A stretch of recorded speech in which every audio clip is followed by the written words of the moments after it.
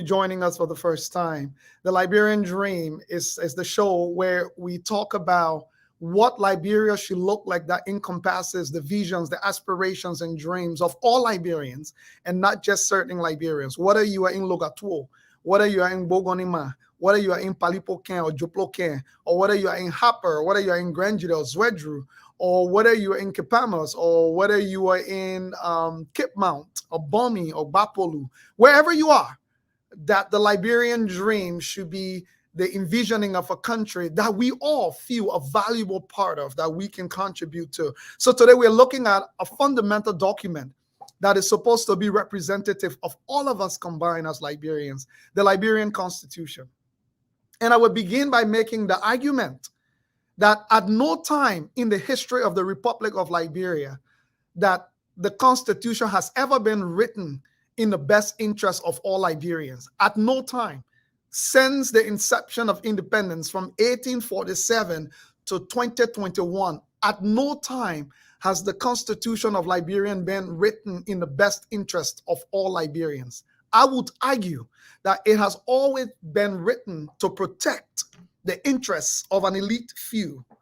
And we can argue who that elite was at any time in history. In 1847, and that is also consistent with the fact that at no time has Liberian citizenship been experienced from a place of inclusion. It has always been experienced from a place of exclusion. And I'll tell you what I mean by that. In 1847, when the Declaration of Independence was crafted and delivered, it was meant and designed to protect the interest or seek the interest of an elite few, around 300 family or 300 families, right? Let's look at it.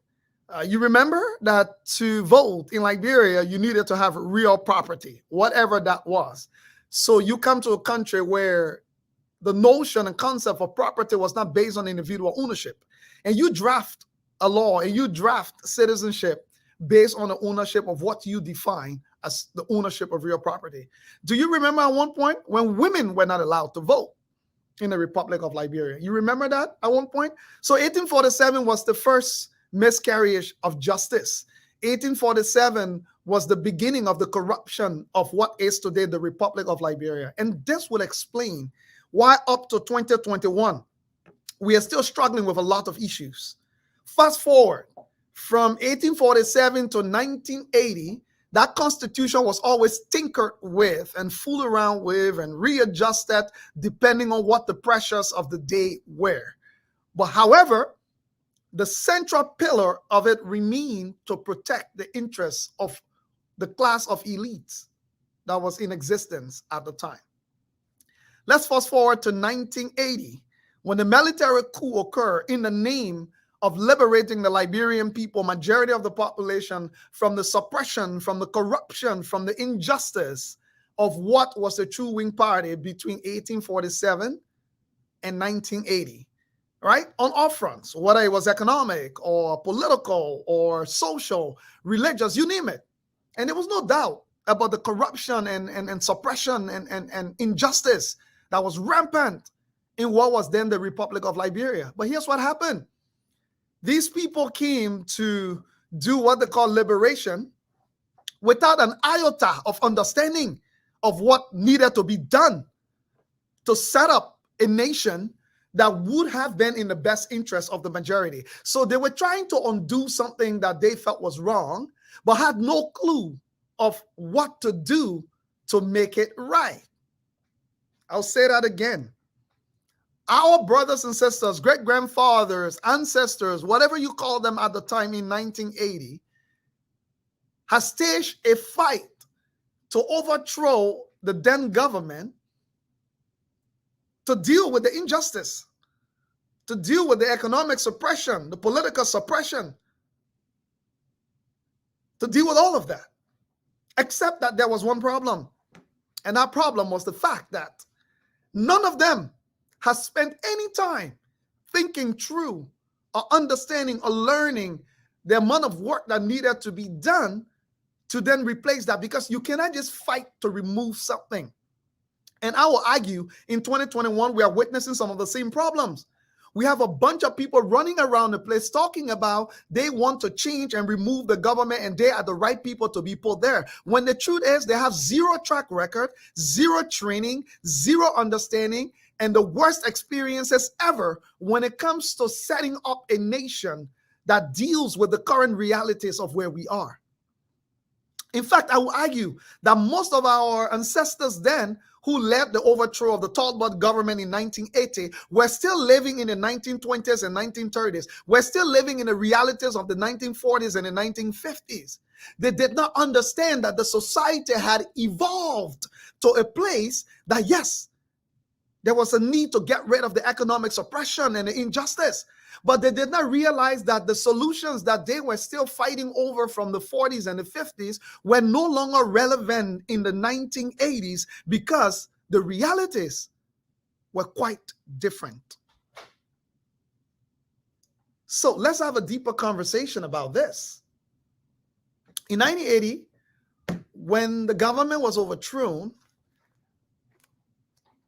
we decided to set up a new system.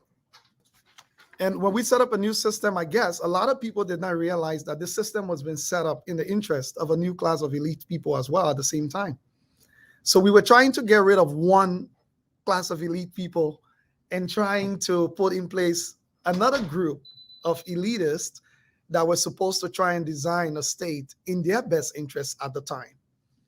And that best interest was not reflective of the best interest of everybody.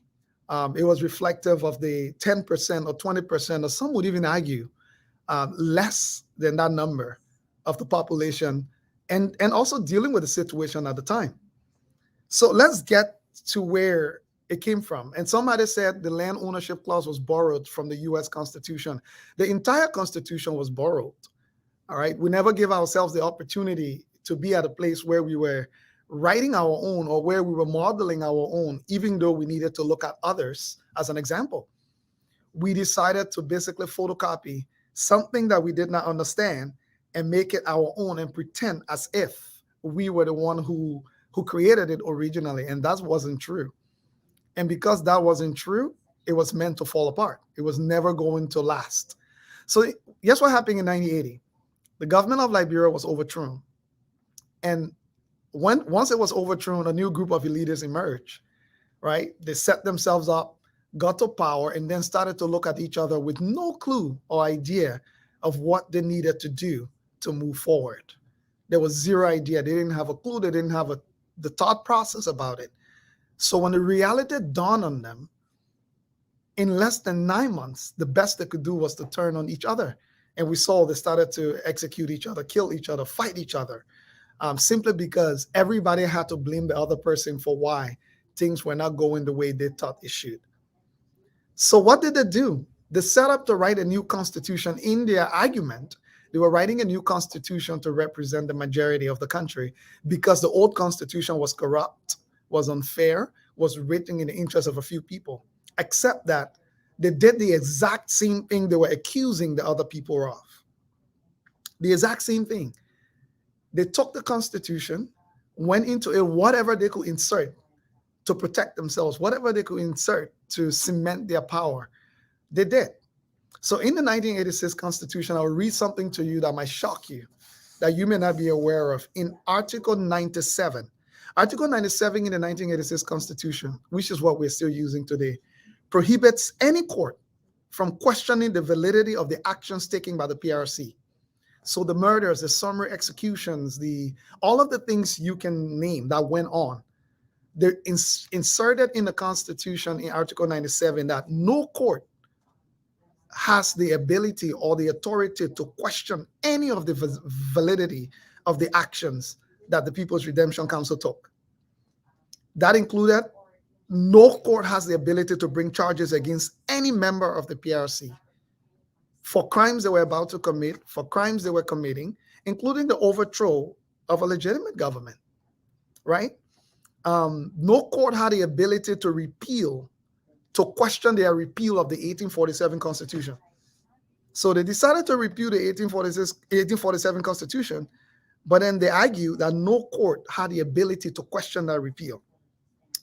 that no court had the ability to question the establishment of the PRC. By the way, this is in your Constitution, Article 97. You can Google it. It's all on the internet. You don't even need to take too long to check it out. Many of you may not be aware.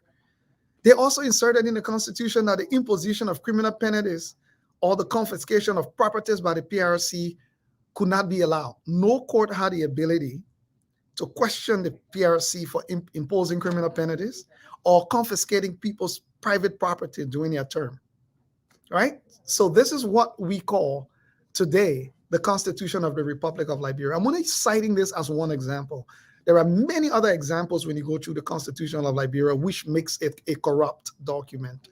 And that is the reason why, if we should address the issues as to what is required today for the current realities of Liberia, a good place to begin will be addressing the corruption of the Liberian Constitution. I argue all of the time, and I tell people that is the most serious place to begin if you want to have a serious conversation. However, today, let me tell you what is even more painful and what is even more embarrassing. Most of the people, some of the people who were signatories to that Constitution in 1986, who were put in a building surrounded by men with AK-47s and told, you better do what you were told to do or else, are still alive today. But they walk around and boast of the fact that they are the signatories of the 1986 Constitution, and it is a prestigious thing to have been a part of it.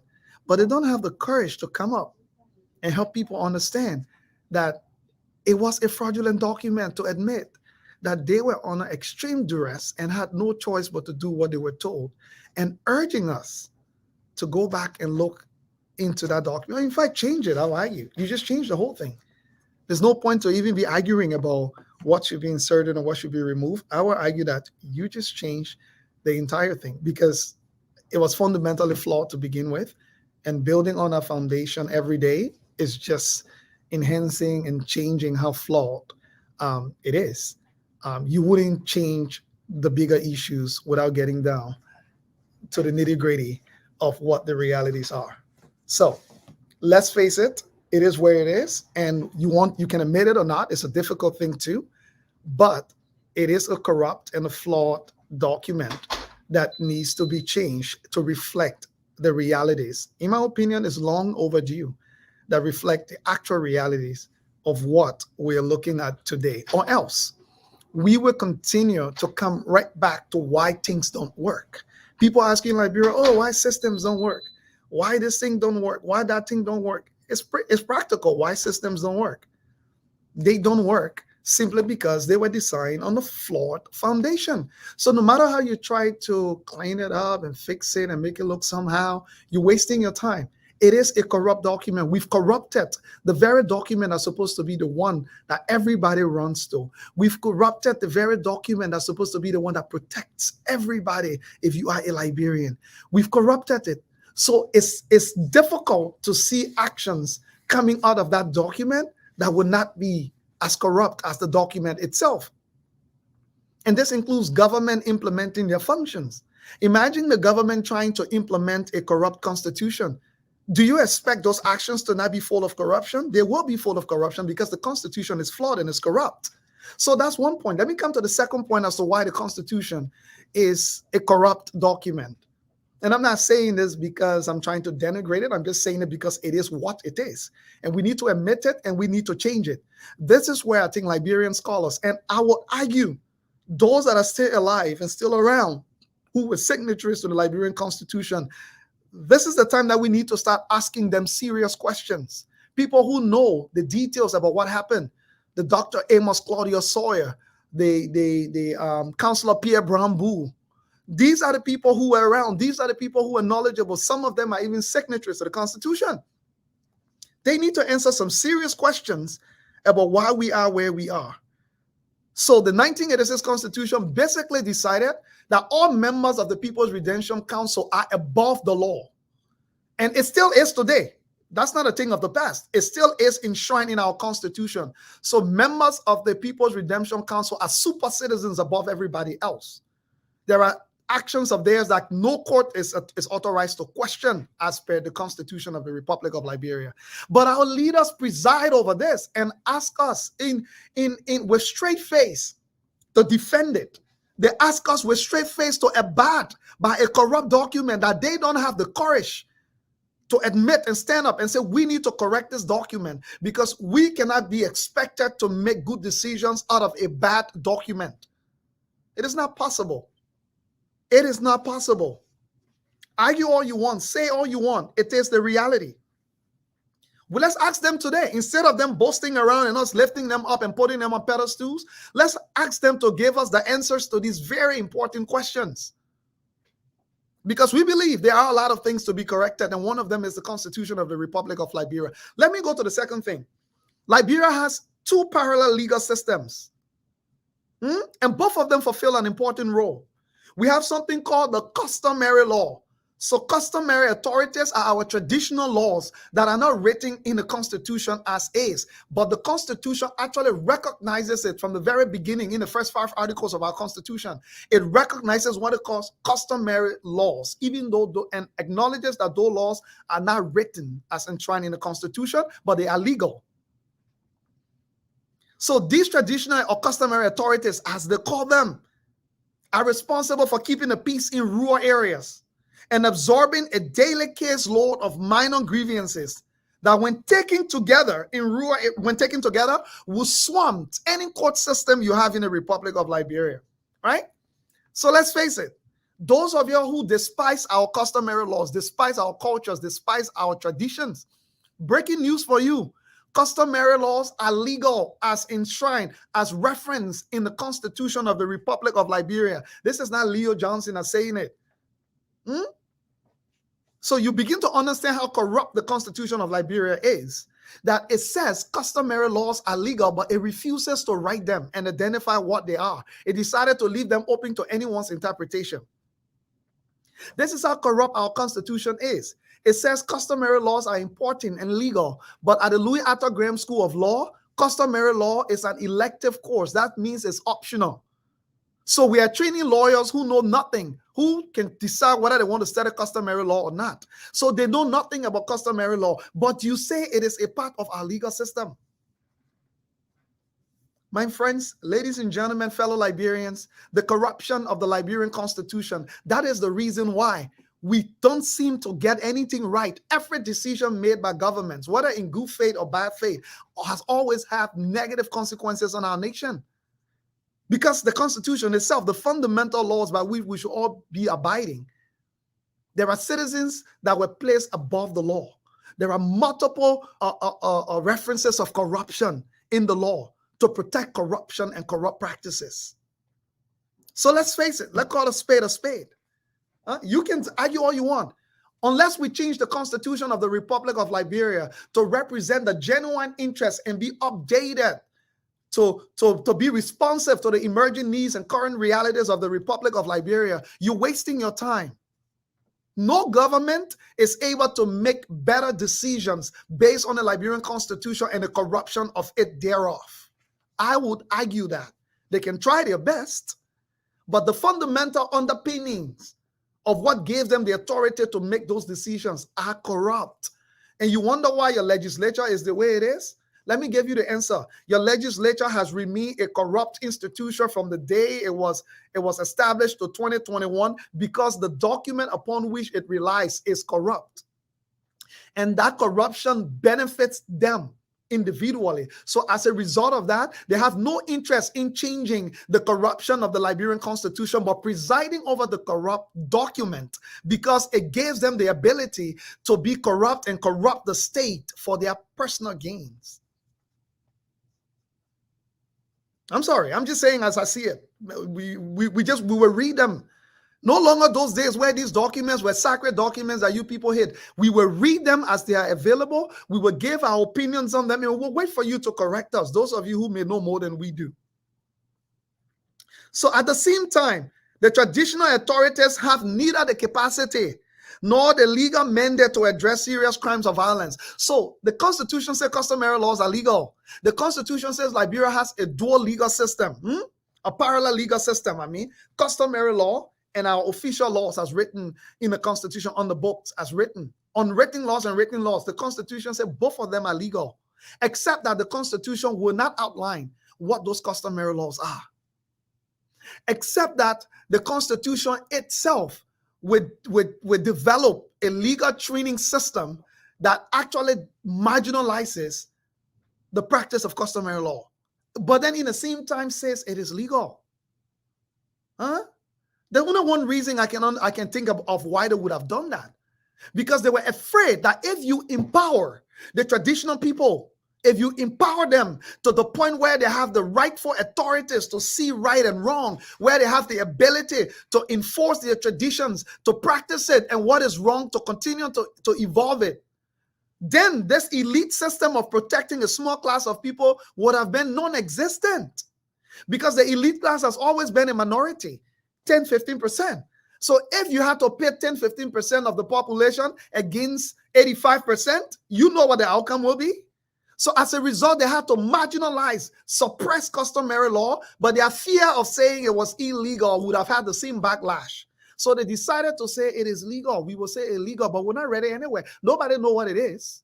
We will say it is legal, but the whole legal system, training system, will make sure it's not even a thing that anybody will go waste their time on. They decided that we will say illegal just so people can get vests, but we will strip them of any resources required to do anything serious. So you go up interior, you see our traditional bushes, our traditional clans, our traditional palaces built with thatch and mud. They've never seen electricity nor clean drinking water. Our chiefs, some of our traditional chiefs, don't have slippers to wear. Right? This stuff is deep. The Constitution itself is corrupt. It's a corrupt document. It is a corrupt document. So let's face it, right? Those are the two reasons of many. I encourage you to read the Liberian Constitution for yourself. It is a corrupt document. It was meant for corruption from 1847 to 1986. And then 1986, people decided that corruption was the new age of corruption. So they decided again to redraft or draft a newer document to protect their own corruption, not to protect the interests of the country, not to protect the interests of the citizens of the country, not to provide practical and fair laws that will have an equal impact on everybody at the same time. No, it was meant to protect the corrupt interests of an elite few, thereby rendering the document itself corrupt. That is what I say. That is what I have found. I'm waiting for a different argument. And we will not build Liberia. The Liberian dream argues that we should on earth expose this and then make a push to change it. Because we want a country where the little child growing up in Banga, where the young girl growing up in Zogoi, where the young boy growing up in Harper, where the young girl growing up in Joploken, where the old man in Bogonima, where the papa in Rabosport, where the old man in Zwedru, in Spain, all of them should be able to understand their value to their country and realize that their interest is also protected as it relates to the common good of their country. That's what I got to say. You know what? Let's take some of our comments. Let's see some of the reactions from you, our viewers, before we go any deeper. Maybe we can look at some of our comments here. Let's see. And if you have questions today, we will not be taking calls. So you can put your questions in the comments. I will respond to them. Or if you have comments or feedback, you can put it in the comment section and I'll respond to them. But let's take some of the comments. Jimmy Eastman says, the 1986 Constitution put the PRC above the law. But the question is, why they failed to make a change during a constitutional review under the Ellen administration. Jimmy, I agree with your point, but this question is bigger than Ellen Johnson Sirleaf's administration. Why are we not paying attention to it? The citizens of the country. Why have we gotten ourselves engrossed in all type of stupid arguments around the place and neglecting the fundamental arguments that we be having? I haven't heard any section of our population addressing or calling for this issue. It has been ignored. Or I hear our people saying, let's defend the Constitution. Which Constitution? The corrupt one? No. So it's bigger than even Ellen Johnson's relief. And the hypocrisy of the leaders themselves, they are benefiting from the corruption of the Constitution. So why were they when the citizens don't seem to care? So it's time to enlighten and conscientize our people to focus on where the real argument should be and not on the little things here and there. But let's continue. Jimmy Eastman said the land ownership clause was borrowed from the U.S. The whole Constitution was borrowed from the U.S. and then manipulated to be made even more corrupt than the original one that they borrowed, because the U.S. Constitution was originally corrupt and they have kept changing it. Moses Thomas, we just need to come together, work together, pray together, share together, put Liberia first, and many more. My brother, we do not need to even come together. We all need to do our part within our means. You put two people in a room, you get 5 opinions. So this whole illusion of coming together, you're wasting your time. There is no country in the world that I know where the people all are together. No, they all have differing opinions on how the country should be run. But the common interest is that their country should be made better for all of them, and they all do their part within their means. So we all not come together that we need Liberia. Let's not wait for anything else. Let's work. Flomo 8700 says the Constitution should be taught in high school. Before it being taught in high school, my brother, let's address the corruption of it first. But I agree with you. It should not just be taught in high school. It should be taught at all levels of education. And Flomo 8700 says Liberians are lazy in reading. I disagree with you that Liberians are lazy in reading. Our people don't write anything for us to read. What do they write?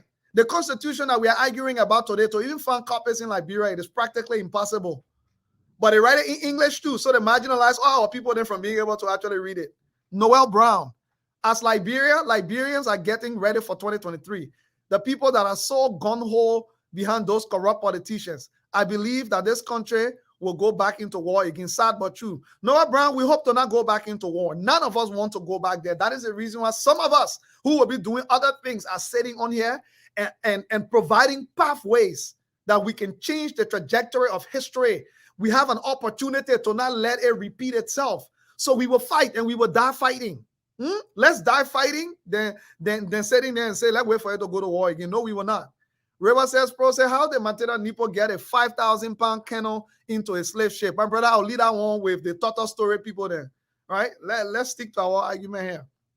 Al Blamo says, because Liberia keep running to their white daddy, cannot do for themselves. My brother, no white daddy been here now. Those of us who Liberians that say we are educated and everything, white daddy will not run into anymore. That our own people running the affairs. Y'all leave America alone. America tired with us. And you're not noticing yet? Y'all pay attention. America said tired with us. That America detected that Prince Johnson be elected. Y'all have me. That America detected that George Bullard and former warlords be elected. No, it's not them. It is us. Y'all leave America. Y'all ask your people then for it. What can do the simple things? Copa Quemin says, you make so much sense, Mr. Johnson. Thank you, Copa. Y'all leave America all of that thing here. America tired with us. The people now try. They try to get to do it in their own interest. Everything the people gave us, we squandered it. The people gave us money, we spoil it. They gave us power, we kill each other. You say America? Okay, America got their own to do. Then America sitting in the legislature. Then America see voting on laws every day. Then America know that Darius DeLong, that Prince Johnson, that Vanny Sherman, that John Likanga Lawrence, that Karas Gray, that those people then too that are white daddy there, or those people then came from Pluto. Are they aliens? That Boto Cannon then, that Edwin Snow then. The same people you can be lecturing with whole day. You're taking pictures with you to their houses. You're in their inboxes. You're chat on WhatsApp. You call them your friends. You're very good friends. But then you come and cry about the nation. No, we will no longer be taking the hypocrisy. We will say it. The Constitution of Liberia is corrupt.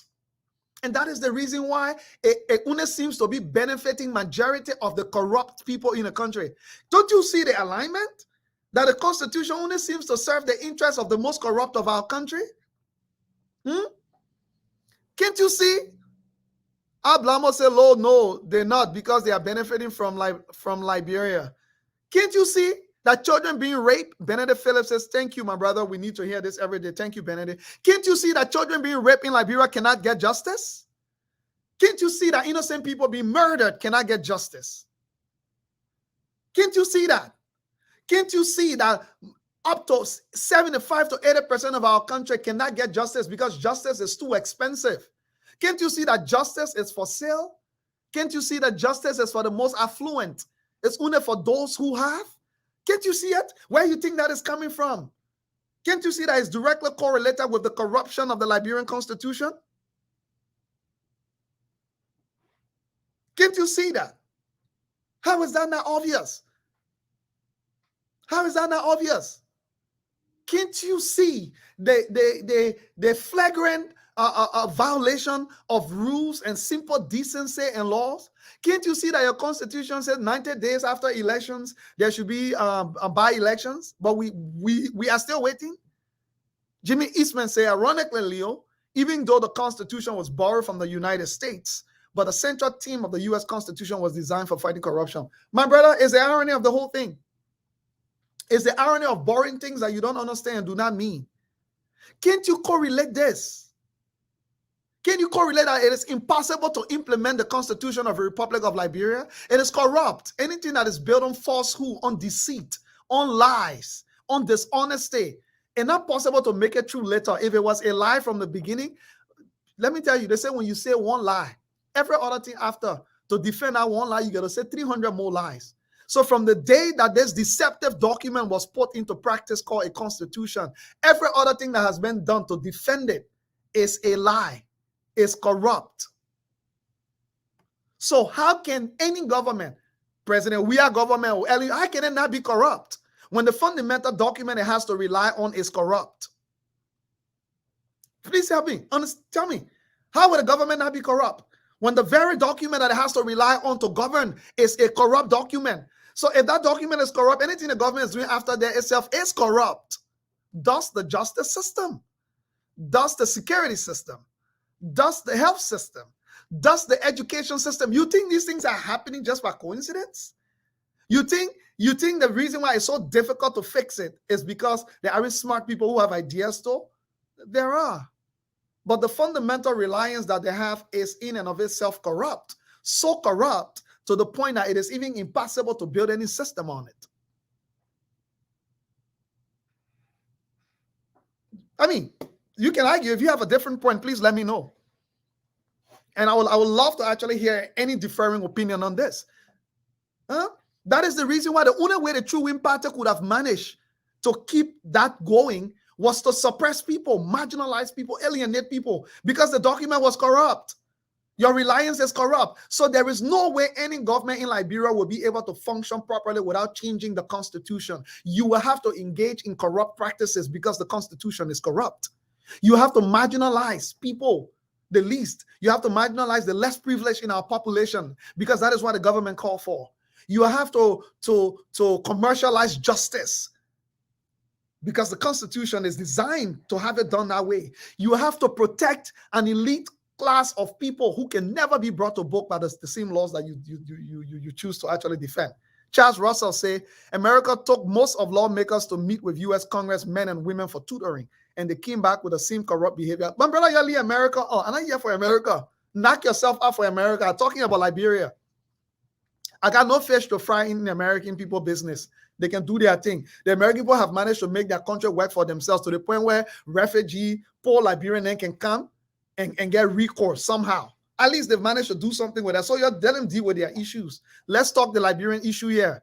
America does not have customary laws and the legal justice system. Liberia has. So let's deal with that. Let's focus on our own.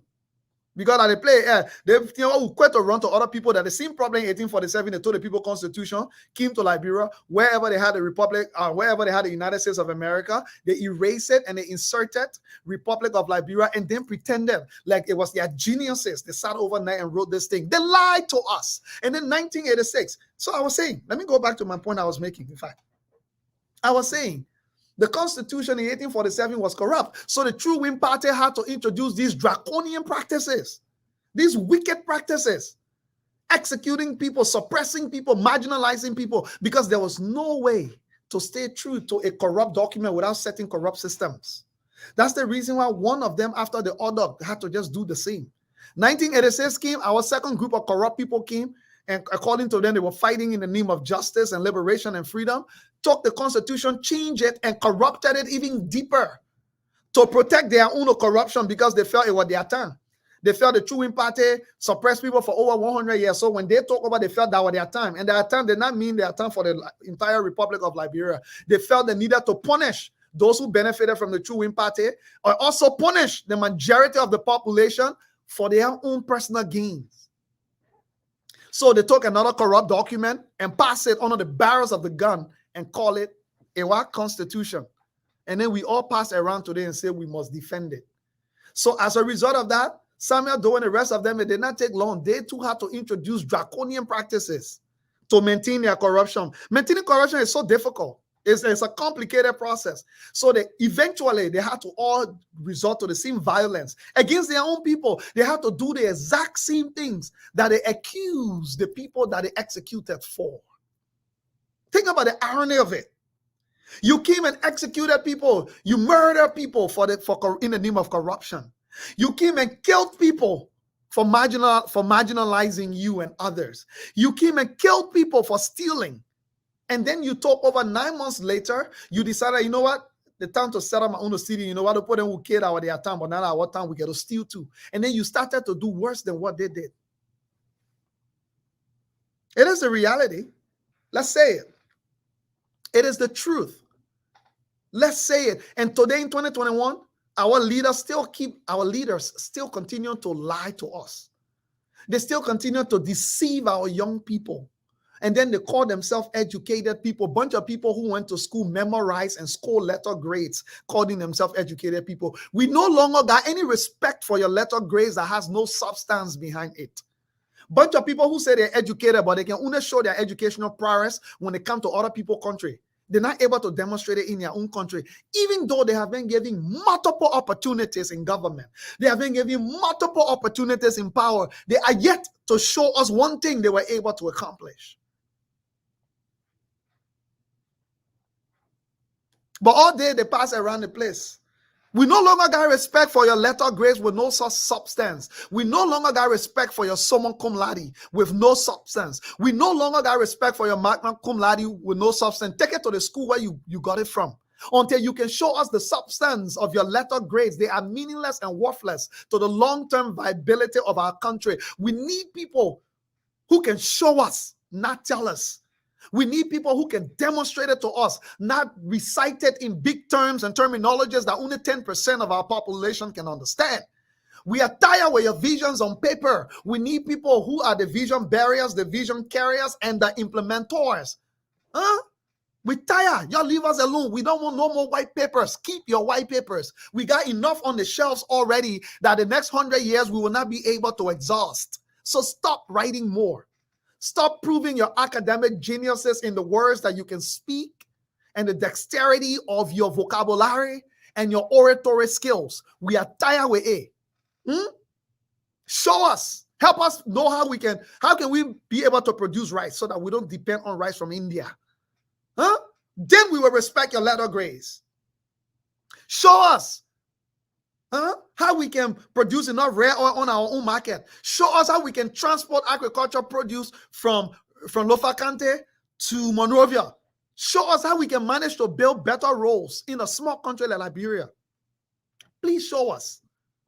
Other than that, take your summa cum laude and magna cum laude and the man smart, take it to America, Britain, wherever else you got it from, carry it back there. They got more use for it there than we do. You are meaningless to us. You are meaningless to us. Excuse me. Let's dig deeper. I can name them to you. All your most educated people, you know the funny thing about it? All of them argue that the only way they can do anything for the Republic of Liberia is when they are in government. Nelson Mandela was not in government, my friends. When he had the greatest impact on the Republic of South Africa. In fact, it was as a result of his exploits on the Republic of South Africa that he eventually made it to the presidency. On his records, not on his promises. Dr. Martin Luther King Jr. was not in government, my friends. Never made it to government, never was in government. But there is nobody else you can name to me that have had the greatest impact on the history and trajectory of the United States of America, the greatest country on earth, than Dr. Martin Luther King. He was a pastor. Let me break it down for you. Y'all who say, oh, one man can change the country. Oh, it's not possible. You can't change the country until you change government. Dr. Martin Luther King was not fighting to change government. He was a full-time pastor, remained one until he died. And he changed not just the trajectory of one country. He changed the trajectory of the world. What's wrong with you people? Huh? The whole government thing. Whole day, you people are magicians. You can solve Liberia's problem, but we got to get you power first. What kind of problem is that? You know what would have happened if Dr. Martin Luther King Jr. would have said, the civil rights movement in here, the thing will not work for until you made me minister or president of the United States for it, then I will change it. You know what would have happened if Nelson Mandela would have said, until we take power, we cannot do much about the situation in South Africa. So let's just focus on the government first. Let's focus on getting power.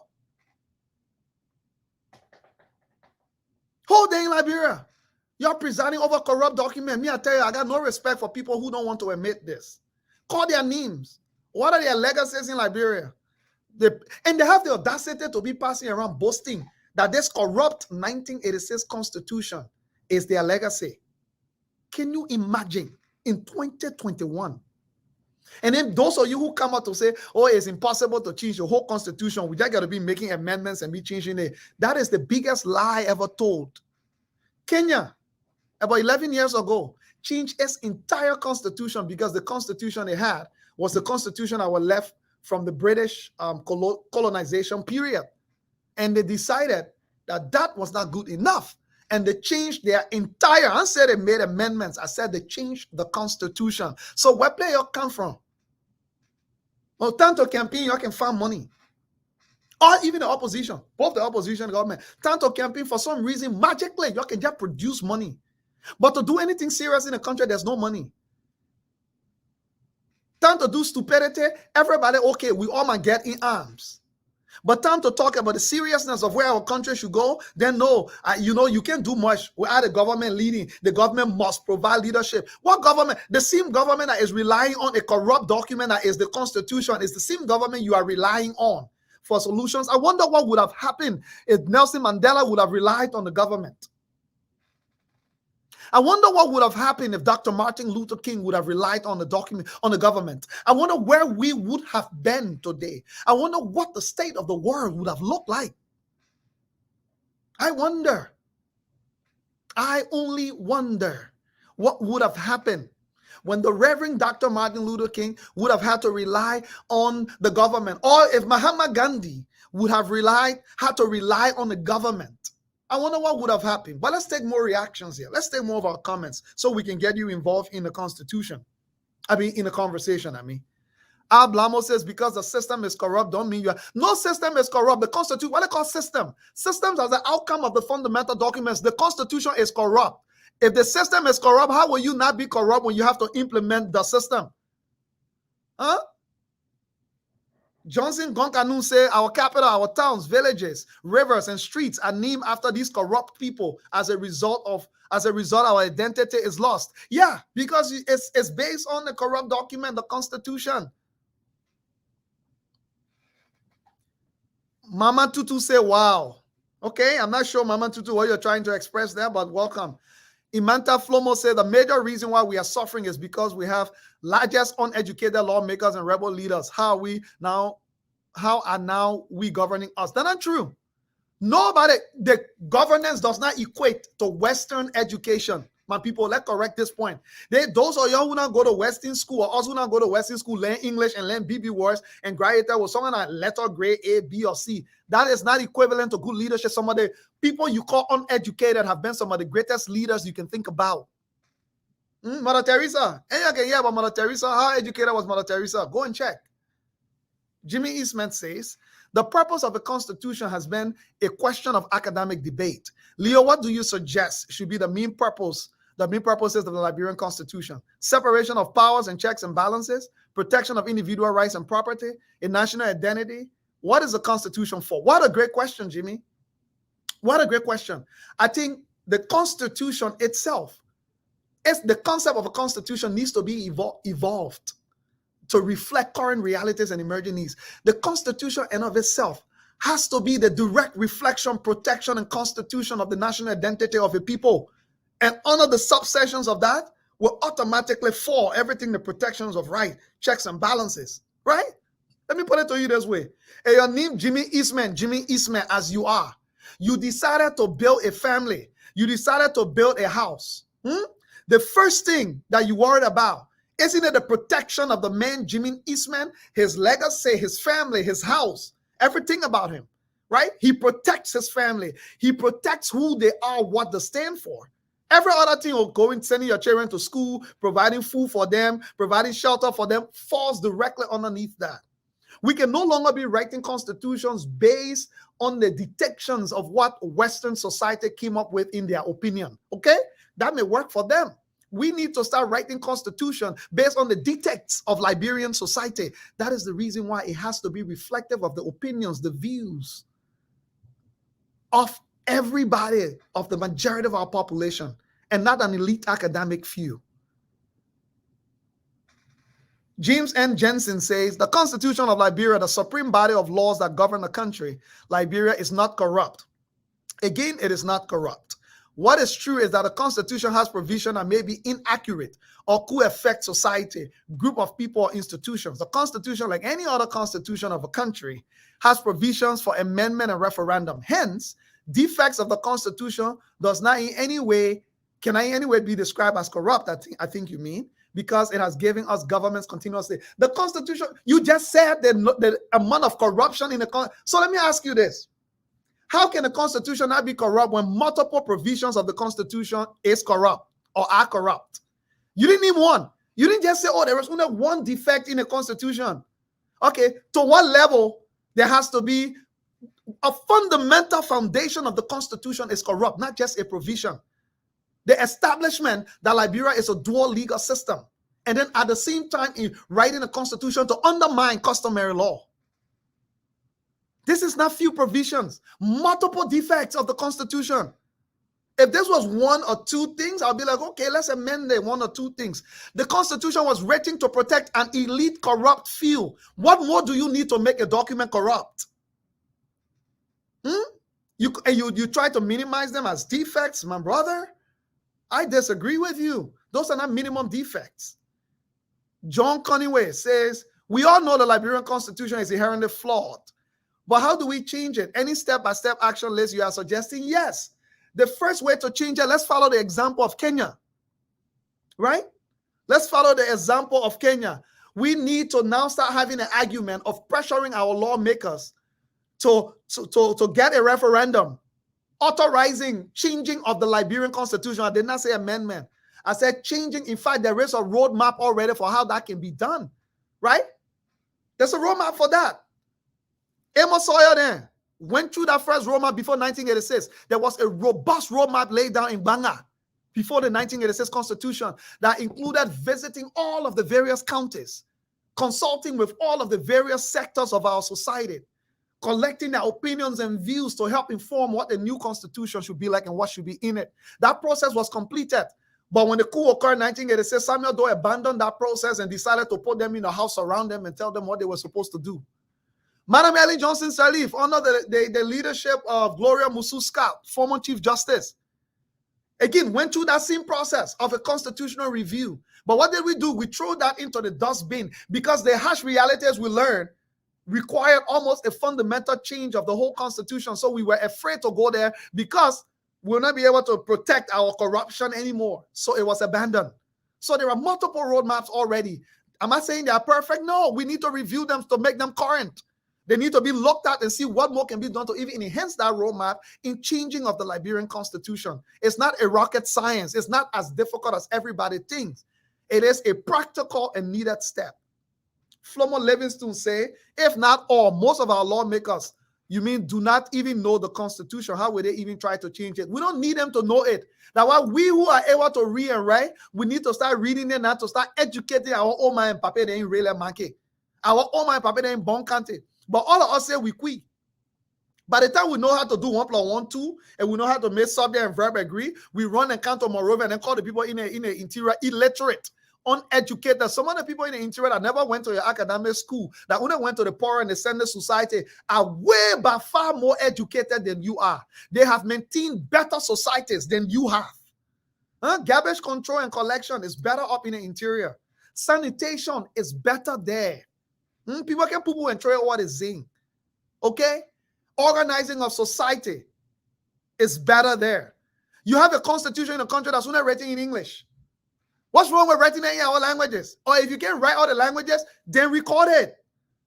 People can record whole encyclopedias now in audio. So don't tell me say that too much work. No, they got technology now to do it. What's wrong with the Constitution having an audio in Kru, in Bassa, in Gio, in Pele, in Mano, in Kran, all of our languages, in Vad, you name them, all of them. What is stopping us from doing that part?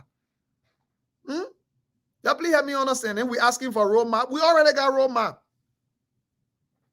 But let's take more comments. Let's as we wrap up here gradually, let's take a few more comments here. Imantha Flomo said they are trying to fool us like they always do. I mean, they can fool us at this point, my brother. It's too late. We inside.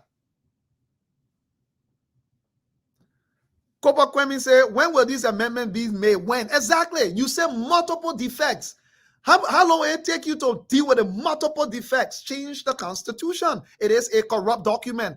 It was brought about as a result of corruption. Mama Tutu said, Leo, a very smart talk today. Thank you, Mama. We try. We're just offering our opinion here. So let's keep it going. I mean, let's go through the few comments and then we can actually wrap up the afternoon. Patrick Davis says, why reference True Win Party in US if this present constitution is a product from a progressive? I reference the True Win Party in the US because they didn't want to introduce that roadmap of corruption to us. And then we just follow it and got more sophisticated in it. So you vest because I mentioned True Win Party in the US, you own. All of the things I mentioned about them are facts. None of them are creations of my own. They are well documented. Benedict Phillips says, Leo, it's always refreshing to hear your analysis. Keep it up. Thank you, Benedict. Much appreciated. We're sorry today we're not able to take calls, so we'll just take everything through the comments. I promise you the next time we're here, we'll take calls, but today we'll have to take everything through the comments. So, ladies and gentlemen, I've come to repeat my argument.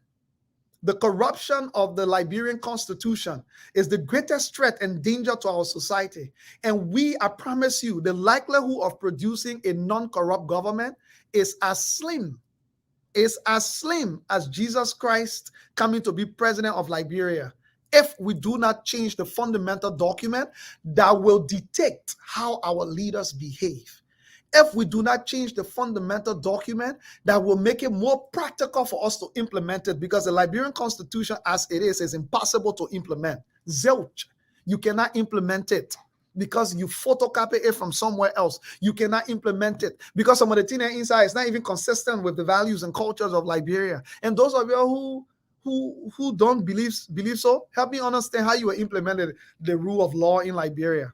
Jimmy Eastman said, do we have a legislature with the gumption and wherewithal to grapple with such complex tasks of correcting the Constitution? They may be the mean stumbling block. Jimmy, I don't believe it is a complex task of correcting the Constitution. In fact, I believe it's a practical task. So yes, we have a bunch of corrupt people in the legislature, but the only way we can make sure they change, if we want to, that by sharpening the argument to where it is. No longer we should be arguing about CPP, who become the standard bearer of CPP, who authored the document, who did not author the document, who's more corrupt party, a friend. They're arguing about who more corrupt. That's the type of argument we need to be having this now. Beg you, no. Johnson Gonganu said we need a national referendum to revamp our entire constitution so it reflects our national identity by changing the clauses in our constitution. We need to change the constitution, my people. Let's stop skirting around it with nice words. We need to change the constitution for these reasons. Number one, it is a corrupt document at its very foundation. Number two, it is impossible to implement. Number three, it's unable to give us a government that will be transparent and accountable because the laws that they have to rely on are already corrupt. So it better suits corrupt people. Let's have the conversation. You can disagree with me, but I'm not here for you to agree with me. I'm here to provoke the type of thought processes that should look at Liberia as a country that we should all envision, that not just reflects everybody, but everybody finds value within. What is the young girl in Grangida, or the young boy in Lofa, or the old man in Maryland, or the papa in Cape Ma, or the old man in Bomi, or in Bon County, or in Magibi County, or in Nimba County? And you can continue to, or in River G, or in River Cess, and we can continue to name them. All of them need to feel a part of this country. No longer will we be sitting now in Monrovia and just protecting the interests of the people in Monrovia alone. And not just the people in Monrovia, but the elite few. No longer we should be going down the path of just like bringing about new elites. 1847 brought their own elites. They did their own damage until 1980. 1980, the people who say the Kingdom Laboratory created their own new elite. They did enough damage until 1989. 1989 brought their own new elites in Charles Taylor and his own cronies. The king did their own damage too. Then, after they did their own damage, 2 years later, Lord Rebel and Model then brought their own new elites. Did their own damage, all murdering thousands of innocent people in the process for a protection of the few of their interests. Did their own damage, benefited from the country's wealth, stole enough, murdered enough. Then they went to Accra for peace agreement. Then the politicians too came ahead and orchestrated the new type of elites also to benefit. And we saw Judith Bryan and Kim do their own corruption. Then we said we went to election. We elected a new class of elite that created a new class of elite under Madam Ellen Johnson Sirleaf as well. We saw that. And then they left from their president. We are not going to today create a new class of elite as well. Because the fundamental documents that they rely on gives them the opportunity to do that. That means say so. Change the corrupt constitution.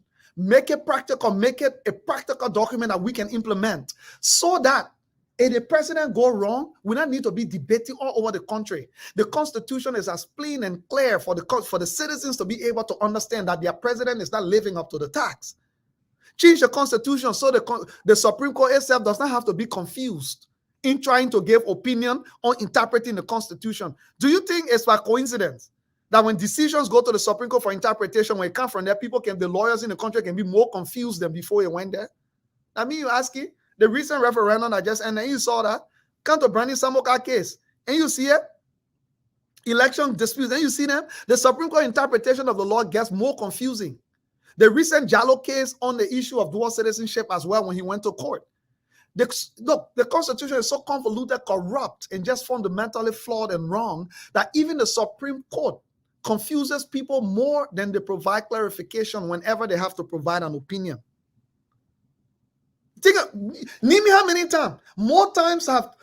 There are more times that the Supreme Court have interpreted law. The Supreme Court is supposed to be the final arbiter of justice, the final interpreter of the law. But when they finish interpreting it, there are many more interpretations that are left. So sometimes one matter got to go to the Supreme Court 4, 5, 6, 7 different times for that clarification on the interpretation, or I'll call it this way, the interpretation of the interpretation. The Supreme Court got to spend multiple times on the interpretation of their interpretation. And lawyers are more confused than even the common people in the country. So, ladies and gentlemen, thank you. It's been another beautiful afternoon here of the Liberian dream. The corruption of the Liberian Constitution remains the greater threat to our pathway to good governance, to development, to a better country, to a country where all Liberians feel they belong, to a country where all Liberians feel that they can contribute, that they have a value proposition to belong. The greatest threat to patriotism. You wonder why, like people say, Liberians are not patriotic, why Liberians are not nationalistic, whatever you want to call it. Simple, because they don't feel they belong. Only 10% of the country feel they belong. So the 10% who feel they belong, they are the ones always asking the question why they are afraid they're not patriotic and nationalistic. Sorry. Only 10% of y'all belong. So the majority of the country do not feel they belong. Even people who never left Liberia cannot feel a strong sense of belonging to their own country. That, my friend, has a deeper root in the corruption of the fundamental laws of the land, which is what we call the Constitution, than it has to do with people's misfortune, with poverty, and other issues that we've seen. But ladies and gentlemen, my name is Leo Nupolu Johnson, and I came to you live from the beautiful city of Hamilton in Ontario, Canada, on this edition of the Liberian Dream. Have yourself a beautiful week and happy Canadian Thanksgiving wherever you are in the world. See you later. See you in 2 weeks. We are Liberian. Liberia is our home. Liberian people. Yeah.